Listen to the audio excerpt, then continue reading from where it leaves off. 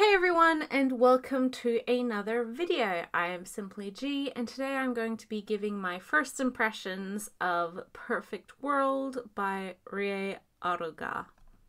So this is a ongoing romantic drama josei series from Kodansha, currently being published in Kiss magazine with 11 or 12 volumes currently in Japanese. The series is a recent digital first title making its way to print from Kodansha and is actually one that I've been following digitally up until volume 10. So this story follows a young woman called Tsugumi who in high school was an artist. Now she is an interior designer. And at her 10-year high school reunion, she reconnects with the boy that she had a crush on in high school, who was the star basketball player named Itsuki. But in those 10 years since graduation, he suffered a major accident and is now paraplegic and is in a wheelchair. Obviously, this disability had a huge impact on his life since, including the breakdown of his relationship, as well as really forming his new passion within his job, which is he is an architect and really focuses on borderless or boundaryless architecture, which actually focuses on those with a physical disability, those who need wheelchairs, being able to move around seamlessly within the world around them without the need for other people to help them, which obviously is something very personal to him and affects his own life. But because of his accident and his resulting disability having such a negative impact on his previous relationship, it has soured him to being involved with other people. He doesn't really see himself as ever wanting to get into a serious relationship again because he sees himself as a burden to any possible partner that he may have. But despite this, they do really hit it off and they decide to actually date. And Tsugumi is introduced to the realities of having a disability within society, being within the disabled community as an abled person that she never really had the perspective of before. I really appreciate this particular series because there's a couple aspects that I think it does really, really well, namely the disability aspect of it. I think there's a really great spread of those who have various levels of disability or various reasons that they use wheelchairs, similarly to how the disability is presented in I Hear a Sunspot, in which we see multiple people within the deaf community or the hard of hearing community.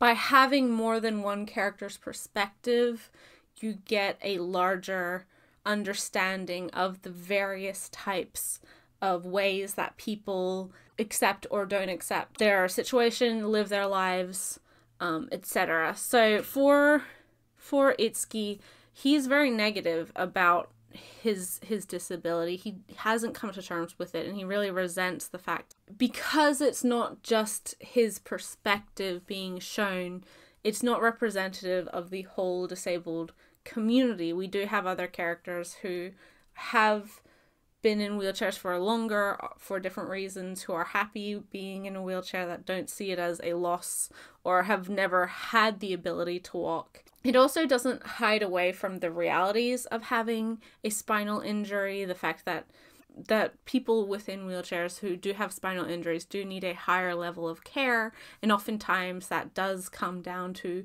a partner being a caretaker as well as just a romantic partner. Is something that is explored in a lot of depth and with a lot of nuance.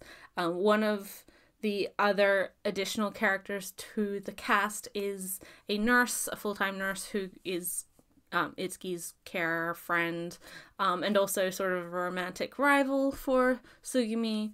So the disability, the wheelchair aspect is never just a gimmick. It's never just there as a aesthetic thing or just for drama. It's an active part of the story in a realistic way. Obviously, as someone who's not disabled, I can't speak to the exact accuracy of this story, but I do believe that the mangaka has done a lot of research within the disabled community, so she's not just making it up as she goes along.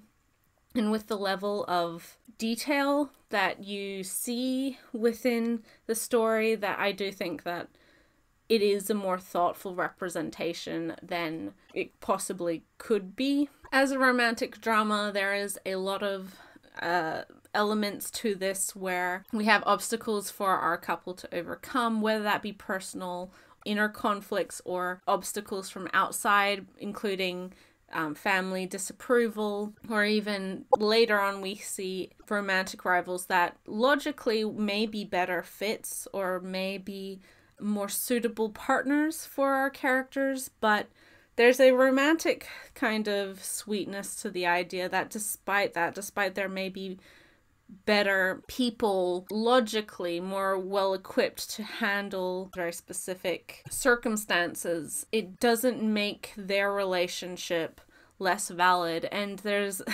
again, it's a very sweet romantic idea of being able to get through this together despite not necessarily completely knowing what it fully entails, but being prepared to make that commitment regardless because you care about that person.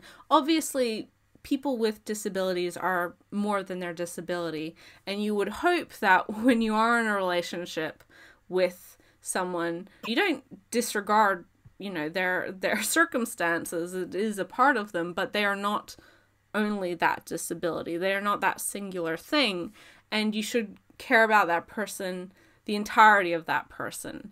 And that's, I think, what we see a lot of in this particular book and this particular series.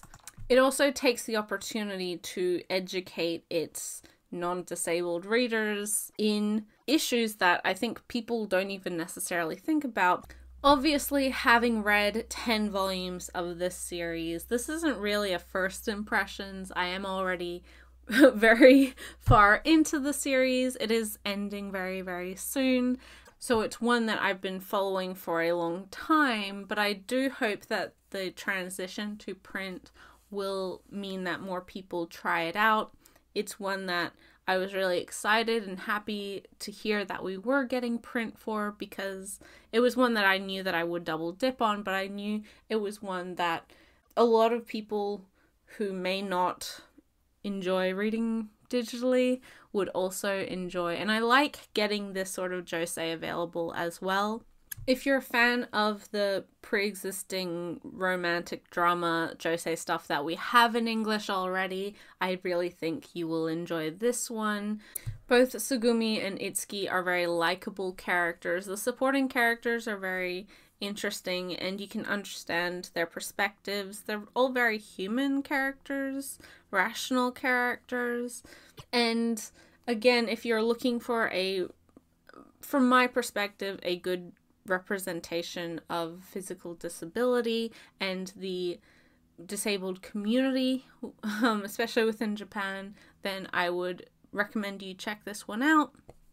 But yes, so those have been my, I guess, first impressions, quote unquote, of this series. Again, I've been reading it for a long time, but it was one that I wanted to talk about because I have been enjoying it for a long time now, and I do want people to be picking this one up if it sounds like something you'd be interested in. But let me know your thoughts, whether you've tried this, whether you hadn't heard of it. If you disliked it, let me know why as well. As always, the link in the description for my Twitter is there, so you can follow me there. And if you enjoyed this, please consider subscribing as well. I really appreciate it if you would. But yeah, so those have been my first impressions for Perfect World by Rie Aruga. Thank you guys so much for watching. I'll catch you in the next video. Bye till then.